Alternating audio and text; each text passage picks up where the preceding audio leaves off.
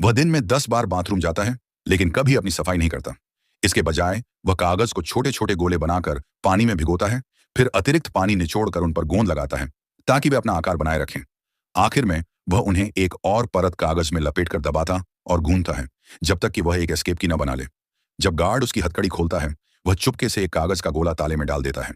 इससे वह अंदर से छोटी खिड़की को धकेलकर बाहर के इलेक्ट्रॉनिक लॉक तक पहुंच जाता है। समझदार आदमी अपने दूध के कार्टन पर नजर डालता है और तुरंत एक आइडिया आता है।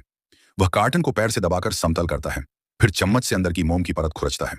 जब गार्ड ध्यान नहीं दे रहा होता, वह उस मोम को कीपैड पर दबा देता है। अब उसके पास पासकोड की छाप आ चुकी होती है।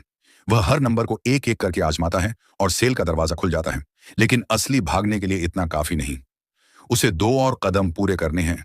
पहला, गार्ड के गश्त के समय को जानना, और दूसरा, बाहर किसी का इंतजार करना। भले ही जेल को हाई सिक्योरिटी माना जाता है, लेकिन उसमें एक बड़ी खामी होती है। सॉलिटरी सेल्स एक बिना सुरक्षा वाले फायर स्टेशन के ठीक बगल में होते हैं। वह जानबूझकर झगड़ा करता है ताकि उसे सॉलिटरी सेल में डाल दिया जाए। वहां से वह गार्ड्स की दिनचर्या का निरीक्षण करता है और देखता है कि केवल 2 गार्ड ड्यूटी पर हैं, जो अक्सर बाहर जाकर सिगरेट पीते हैं। यही उसका परफेक्ट मौका होता है। छत के वेंट से निकलने के लिए ठीक 7 मिनट। वह उनके सिगरेट ब्रेक का समय सुनकर तय कर लेता है। फिर वह कैमरों के जरिए अपने हैकर दोस्त को संकेत देता है कि कब निकलना है। सब तैयार होने के बाद असली प्लान शुरू होता है। वह पहले कैमरे की फुटेज को रिवाइंड कर देता है ताकि ऐसा लगे कि वह अभी भी सेल में है, जिससे उसे थोड़ा और समय मिल जाए। फिर वह वेंट से रेंगकर सीधे फायर स्टेशन पहुंचता है। फायर फाइटर की यूनिफॉर्म पहन लेता है, जबकि ऊपर गार्ड अभी भी सिगरेट पी रहे होते हैं। अब उसकी साथी की बारी आती है। वह जेल के पार्किंग लॉट में एक धमाका कर देती है, जिससे फायर ब्रिगेड को तुरंत अलर्ट भेजा जाता है। इस अफरा तफरी में हमारा आदमी एक ट्रक के नीचे छिप जाता है। चारों तरफ अफरा तफरी और आग के बीच कोई ध्यान नहीं देता और वह सबके सामने से फरार हो जाता है। लेकिन वह कोई अपराधी नहीं है। उसे सरकारी एजेंसियों ने भर्ती किया है। वह एक प्रोफेशनल एस्केप आर्टिस्टान है जो जेलों की सुरक्षा प्रणाली की जांच करता है।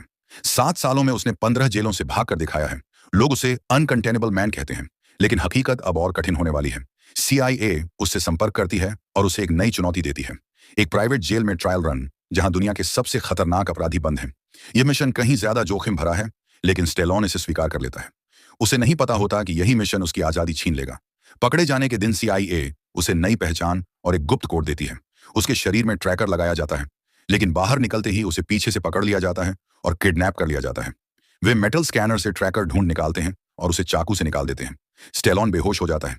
जब वह जागता है तो दंग रह जाता है। यह जेल बाकी सबसे अलग है। यहाँ कांच की सेल्स हवा में लटकी होती हैं, जिनमें जरा भी प्राइवेसी नहीं है। पूरी तरह नकाबपोश गार्ड्स हर जगह तैनात हैं। हर सेल 360 डिग्री कैमरों से घिरी है। इतनी सख्त सुरक्षा देखकर वह भी सोच में पड़